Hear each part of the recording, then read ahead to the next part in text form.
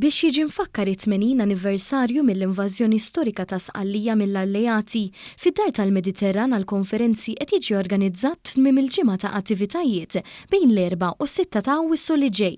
Dawn jinkludu wirja fis-Sala Sakra Infermerija bis-sem ta' diversi gruppi ta' reċtar u kunċerti fis-Sala ta' Repubblika. L-ewwel kunċert se jsir nhar il-ġimgħa 4 ta' Awwissu fit-8:30 bis-sem tal-Banda tal-Forzi Armati ta' Malta immexxija mis-Sur Mast, Jonathan Borch.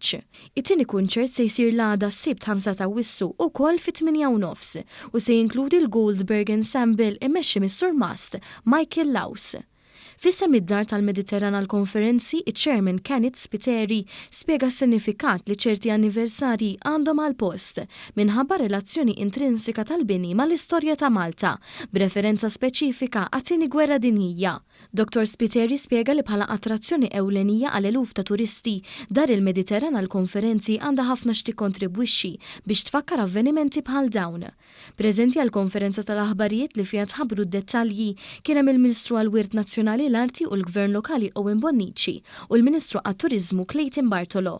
Fid-diskors tiegħu il-Ministru Bonnici saħaq dwar l-importanza li nfakru l-istorja u li ngħadduha lill-ġenerazzjonijiet li telajn u spjega li bekk jiġi żgurat li l-ġenerazzjoni tagħda tkun konxja minn dak li għaddew missirijietna waqt żminijiet ta' prova. Dan huma avvenimenti li ma nistax ninsew, għaliex pajjiżna bata ħafna fit-tieni gwerra dinjija u kien fuq in-naħa tajba tal-istorja u bil-kultura nkunu nistgħu aħna niftakru dawk l-avvenimenti u flimkien narġgħu ngħixu mużikalment jew kulturalment dak illi ġara tant snin ilu. Min-naħa tiegħu il-Ministru Bartolo qal li t-turiżmu storiku f'Malta mhux biss jenfasizza l-istorja rikka tal-pajjiż, iżda jikkontribwixxi wkoll għat tkabbir ekonomiku tiegħu, il-preservazzjoni kulturali u l-iżvilupp tal-komunità billi jħaddan u jippromuovi il-wirt storiku ta' pajjiżna. Dan huwa parti mill-pjan tagħna biex aħna nkomplu ninvestu f'turiżmu ta' kwalità fejn iridu naraw li l-kultura tkun fuq quddiem-nett tal-investiment tagħna sabiex bekk naraw li jkollna prodott turistiku iżjed diversifikat u li jattira lil kulħadd. Il-biljetti huma l-beħ minn fuq is-sit showshappening.com.